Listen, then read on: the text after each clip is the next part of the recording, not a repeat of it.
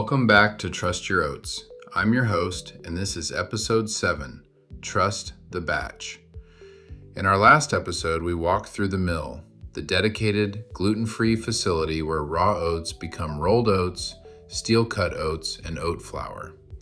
We talked about how facility design, one-way flow, and dedicated equipment eliminate the risk of cross-contamination. But here's a question that might be on your mind. How do we actually know that a batch of oats is gluten-free? Not just assume it, not just hope it, but verify it, with science, with data, with certainty. Because here's the truth. You can do everything right, clean seed, clean fields, clean equipment, clean transport, and still need proof. Not for ourselves, for you. For the person pouring those oats into a bowl, trusting that what they're eating won't make them sick. That's what this episode is all about. We're going to pull back the curtain on gluten testing, the science behind it, the surprising ways it can fail, and the systems we've built to make sure it doesn't. Let's start at the beginning, with a scientific breakthrough that happened in a laboratory about 25 years ago. For most of human history, gluten was invisible. You couldn't see it, you couldn't taste it, you couldn't smell it. If someone with celiac disease ate bread and got sick, there was no way to know exactly why. No way to measure the culprit. That changed in the 1990s when scientists began adapting a technique called ELISA, enzyme-linked immunosorbent assay for gluten detection. ELISA had been around since the 1970s, used primarily in medical diagnostics, but applying it to food was a game changer. The breakthrough came around 2001 when a group of researchers called the Prolamine Working Group developed something called the R5 antibody. This was a monoclonal antibody, a laboratory-created protein designed to recognize and bind to a very specific target. In this case, the target was a particular sequence of amino acids found in the toxic portions of gluten proteins. Think of it like a bloodhound trained to find one specific scent. The R5 antibody doesn't just detect protein or wheat. It detects the exact fragments of gliadin, cecolin, and hordein, the prolamines from wheat, rye, and barley, that trigger the immune response in people with celiac disease. This was revolutionary. For the first time, we could measure gluten at incredibly low levels, down to just a few parts per million. And that measurement gave us something we'd never had before, a number, a threshold, a line in the sand. In 2008, the Codex Alimentarius Commission, the international body that sets food standards, established that line at 20 parts per million. Products containing less than 20 parts per million of gluten could be labeled gluten-free.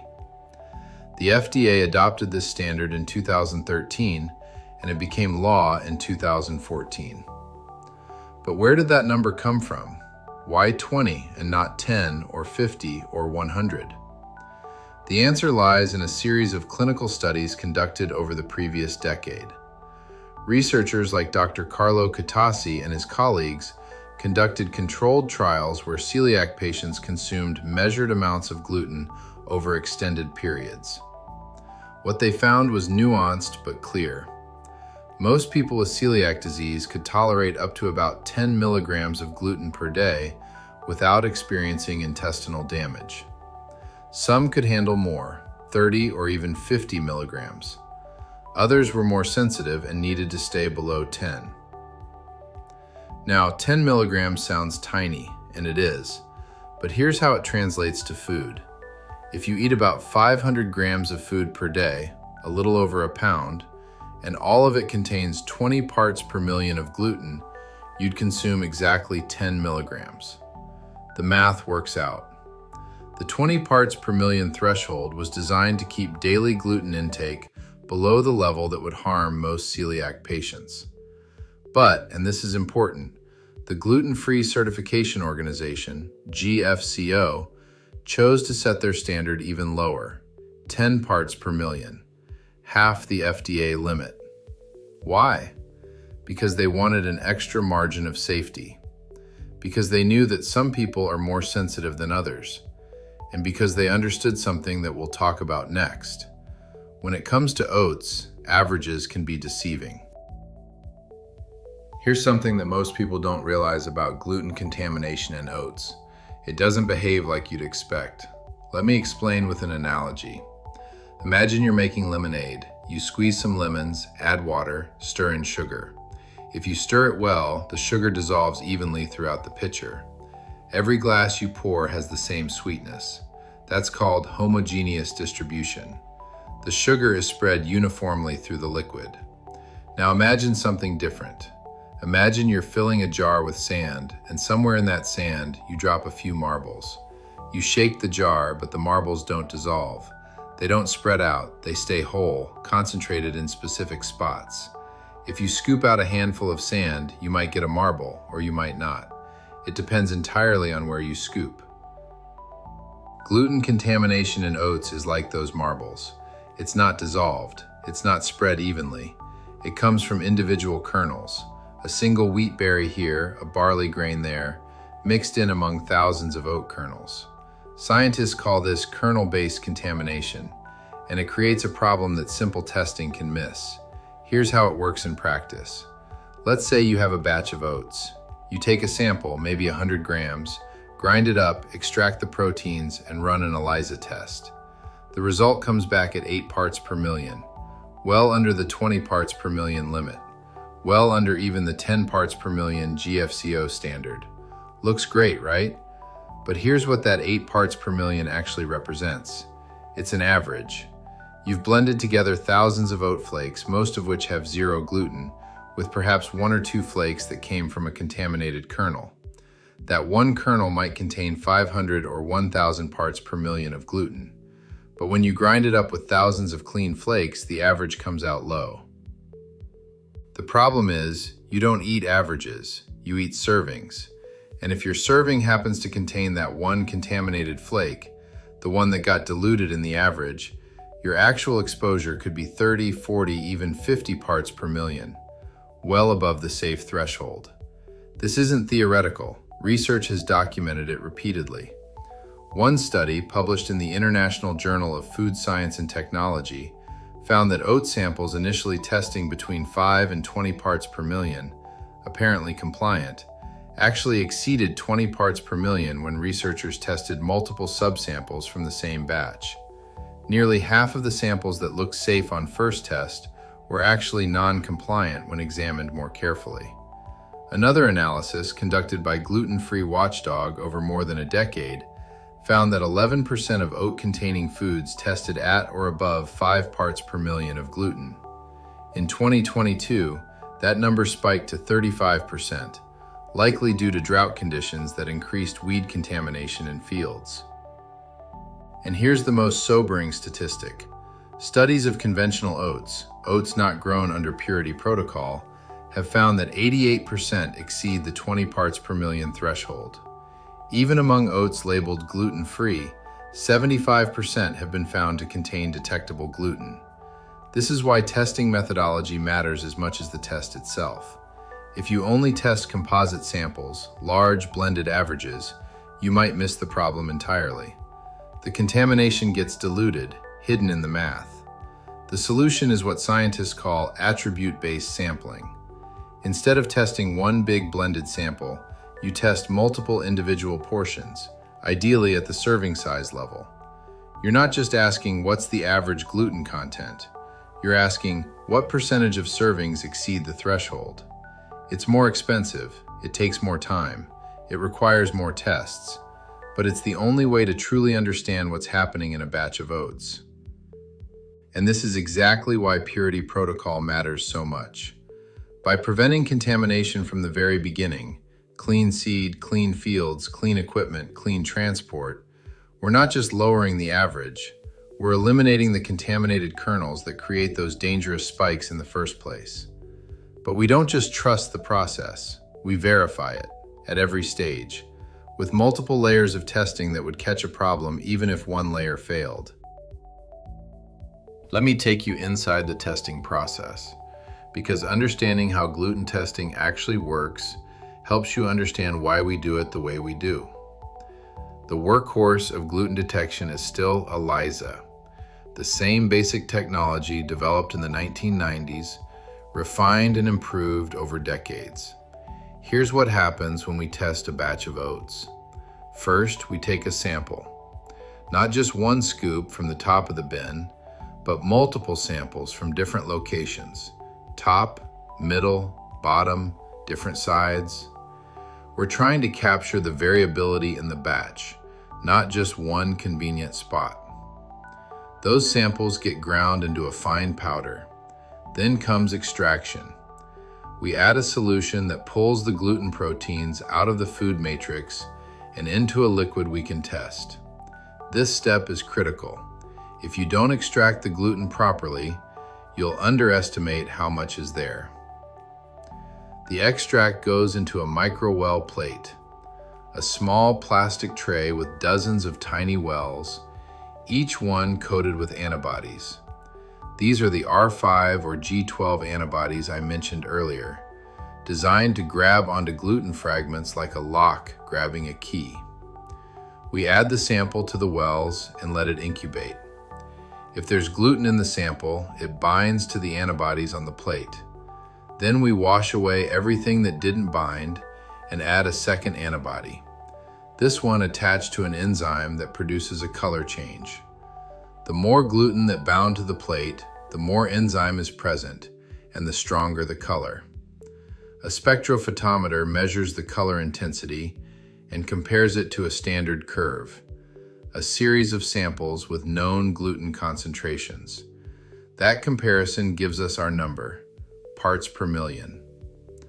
The whole process takes about 2 to 3 hours. It's precise. Modern ELISA can detect gluten down to 1.2 parts per million, but it's not foolproof. Sources of error include incomplete extraction, improper sample handling, contamination of the testing environment itself, and, crucially, the sampling problem we discussed earlier. If your sample doesn't represent the batch, your result doesn't represent reality. That's why we don't rely on a single test. We test at multiple points: incoming grain before it enters the mill, product during processing, finished goods before packaging. Every batch, every lot, documented and traceable. But even that isn't enough, because there's a fundamental limitation to internal testing. We're grading our own homework. There's an old saying, often attributed to Ronald Reagan: trust, but verify. In the world of gluten-free oats, I'd add 3 more words: trust, but verify, then verify again. That's the philosophy behind everything we do. It's not enough to test once. It's not enough to rely on our own results. We build in redundancy, multiple independent layers of verification that would catch a problem even if one layer failed. The first layer is internal testing. This is what we do ourselves, in our own facility, with our own equipment and trained technicians. We test incoming grain before it enters the mill. We test during processing. We test finished products before they ship. If anything tests above our threshold, which is 10 parts per million, stricter than the FDA requires, it doesn't move forward. Period. No exceptions. No, let's test it again and hope for a better number. If it fails, it's rejected. But internal testing has a limitation. We have skin in the game. We want our products to pass. That's human nature.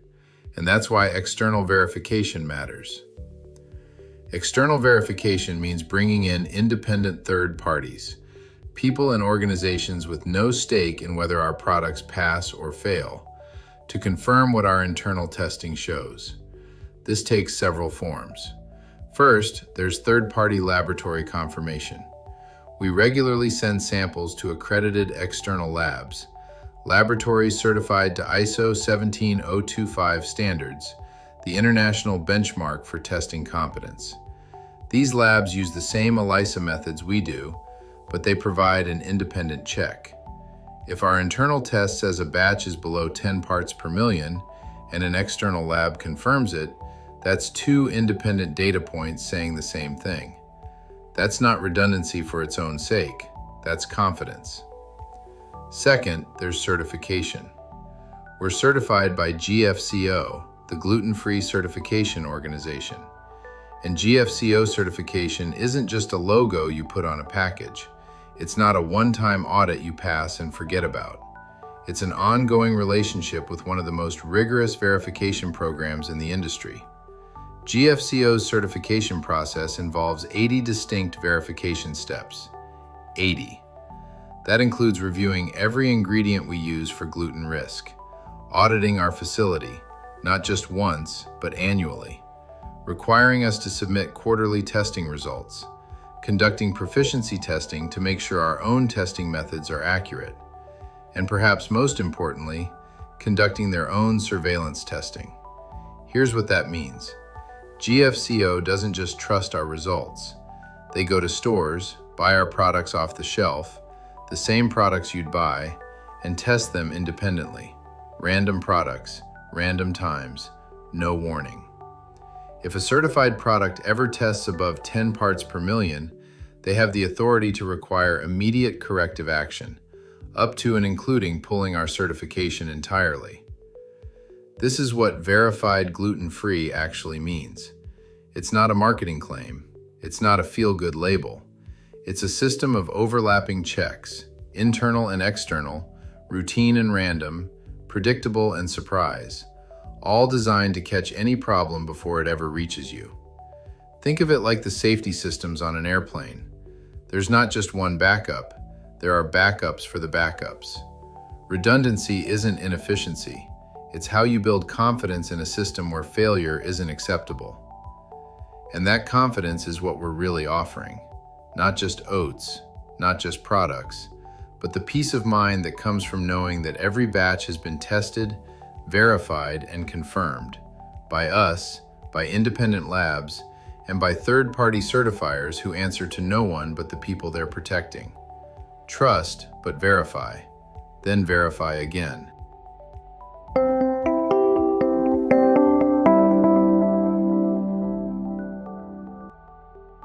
So let's bring it all together. Gluten testing has come a long way since the R5 antibody was developed in 2001.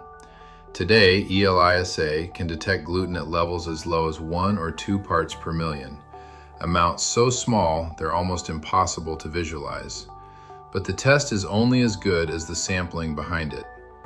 Because gluten contamination in oats is kernel-based, concentrated in individual grains rather than spread evenly, averages can be misleading. A batch that tests safe, on average, might still contain individual servings that exceed the threshold. That's why purity protocol exists, to eliminate contaminated kernels before they ever enter the supply chain. And that's why we test the way we do. Multiple samples, multiple stages, multiple independent verifications. Internal testing at every critical control point. External confirmation from accredited third-party labs. Ongoing certification from GFCO with their 80-step verification process and random surveillance testing. Layer upon layer of checks, all working together to ensure that when we say gluten-free, we mean it. In our next episode, episode 8, Trust the Badge, we're going to talk about what certifications actually mean. What does organic communicate and what does it leave out? What does regenerative organic certified add on top of that? And how do all these badges connect to the gluten-free promise we've been building throughout this series? Until then, thank you for listening. Thank you for caring about where your food comes from and how it's made. And thank you for trusting your oats.